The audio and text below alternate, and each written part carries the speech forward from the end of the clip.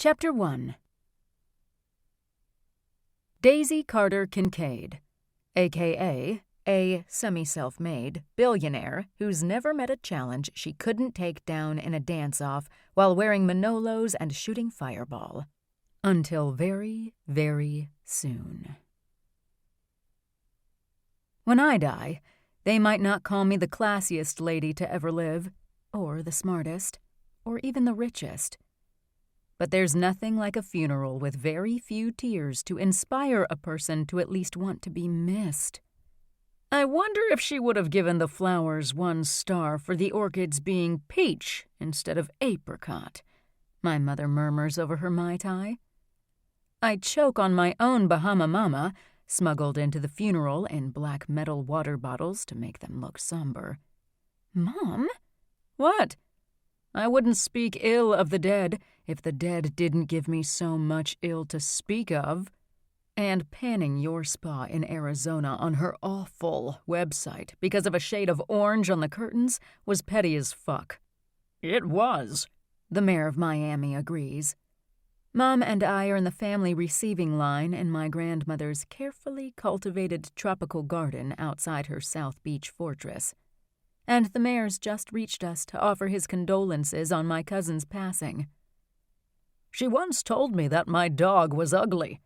Not surprised that she'd be just as mean to family.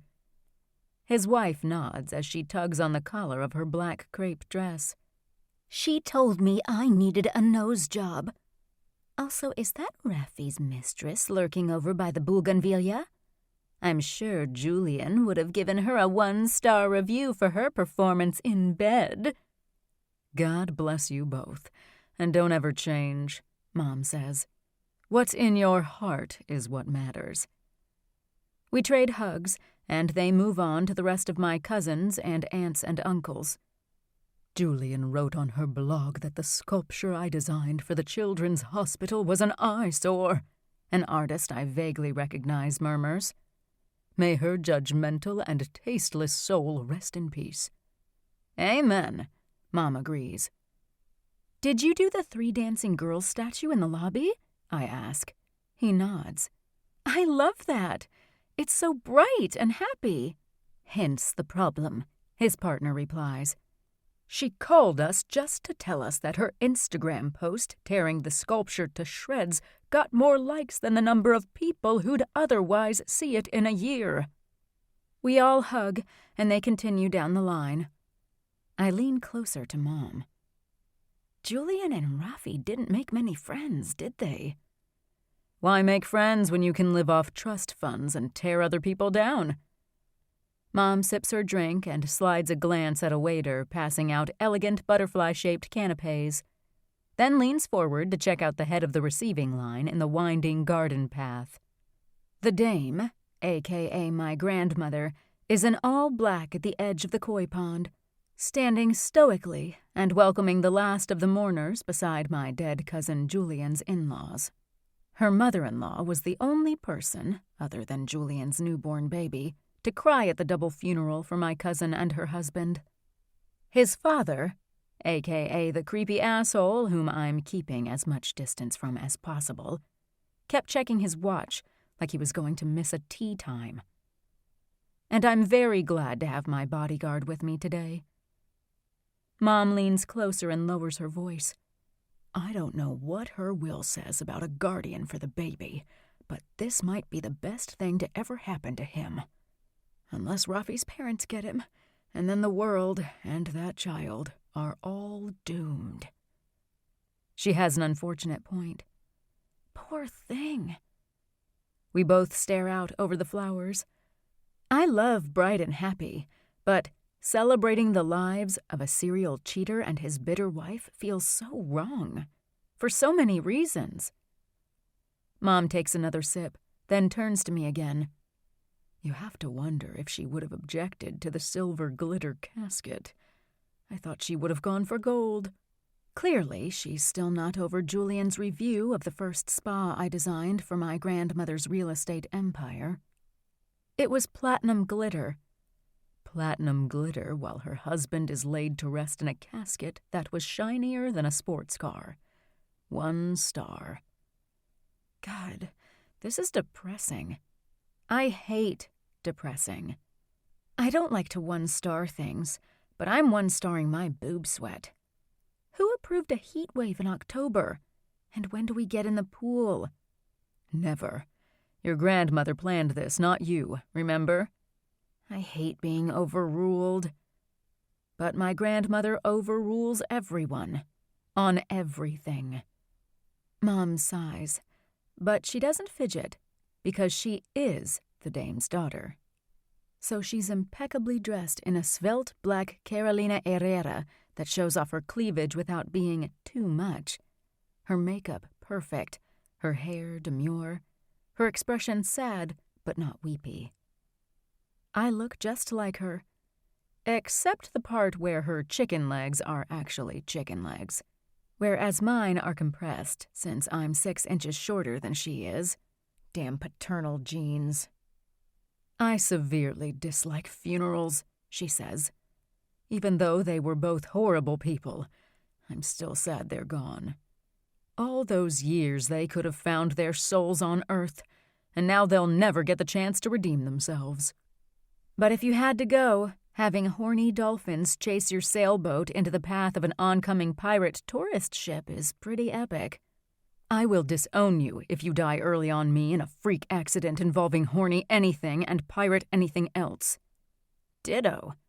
Also, I promise that when it's your time, I'll have you laid to rest in a dick casket, just to watch the dame's eyeballs pop out of her head. A smile teases her lips, and her blue eyes crinkle at the edges while she touches her phallic diamond earrings. My mother loves penises. She's made a fortune in penis art since she divorced my father 25 years ago, which is good, because the dame disinherited her for marrying my father in the first place. For the lack of nice things said about Julian and Rafi, there are a remarkable number of people here, she says. It's sweet of so many people to come for Grandma and the Rodericks. I'm well aware that most people are here only to schmooze with the dame, or that the many enemies Julian made with her snark blog wanted to be here to pan her funeral, or that Rafi's 3 mistresses are actually in mourning because none of them knew he was married and a dickhead, and they all loved him in their own way. Or that there would probably be more people here, except the Rodericks, Rafi's parents, don't have many friends in their social circle who would show up to a funeral.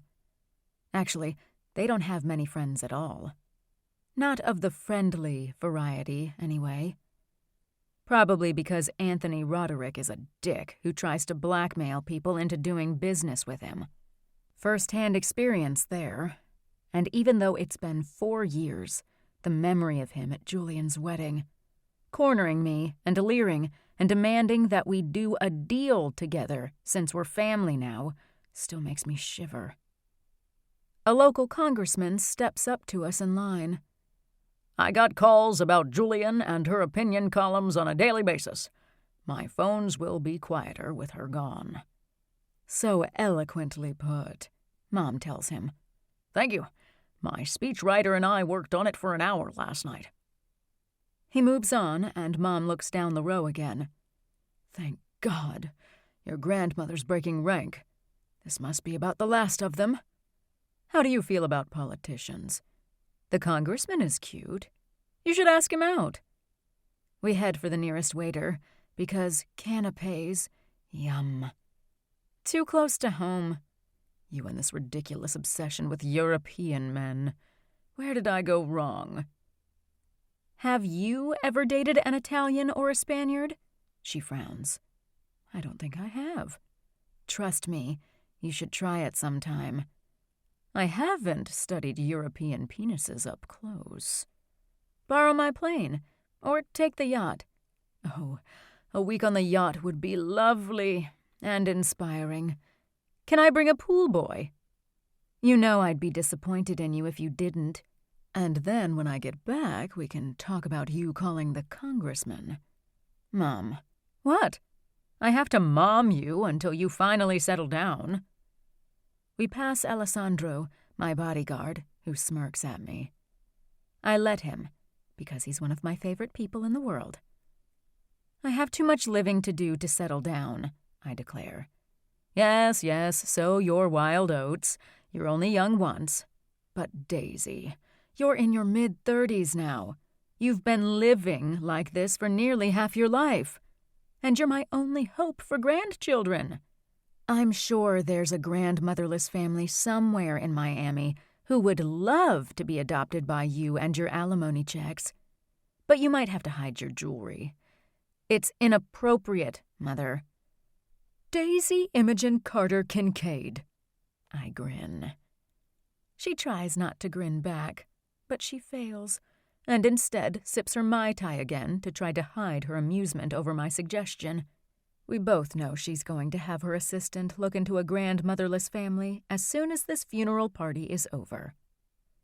She makes enough money on her own that she can spare the alimony checks my father grumbles about writing every month. They might as well go towards spoiling surrogate grandchildren. I should ground you for insolence, she says. I'm due in Tokyo Tuesday for the final approval of Carter Tower's newest acquisition. And then Bali for a long weekend party with a rock band I can't name because of an NDA. So you can't ground me. Oh, Bali. I love Bali. Is this rock band party a K-pop thing? Are you hooking up with one of them? Or the whole band? I hate that she knows me so well. Need to know. You don't need. Actually, you don't want to know. Did you miss the part where I want grandchildren? I shake my head and turn back to glance at the crowd, and I suddenly feel like doing Jell-O shots and random acts of kindness. No one's hanging out. Now that the receiving line's over, everyone's headed for the door. So much for the dame's plans for a celebration of life party. Even the people who would usually schmooze and hint that they have a new charity we should donate to are running for the exits. So freaking sad. I blame Anthony Roderick, because he's one of the very few people in the world who has earned the distinct honor of going on my assholes that I will never speak to again list. How about a 3-legged alligator grandson? I offer Mom. I always forget when it's my day to feed Steve at the Enclave. He'd love you. He gets an extra gleam in his eye when he sees that much sparkle around the neck of the one tossing him a chicken. Human grandchildren. Maybe you should adopt another daughter. I always wanted a sister. I know. You're busy being you. But my life is so fulfilled by you. I just want you to feel the same joy that having children brings. Wow. Good, right? I had the congressman's speechwriter help me with that one, too. I crack up. Mom cracks up. And then we both sigh, because this really is the saddest funeral in the world. As soon as we leave, I'm officially detouring on the way to the office. I feel like dropping little love bombs all over Miami. Someone should be happy. Might as well be people looking for burgers and donuts and for their parking meters to not expire. Your yacht's free for a week or two? You're sure?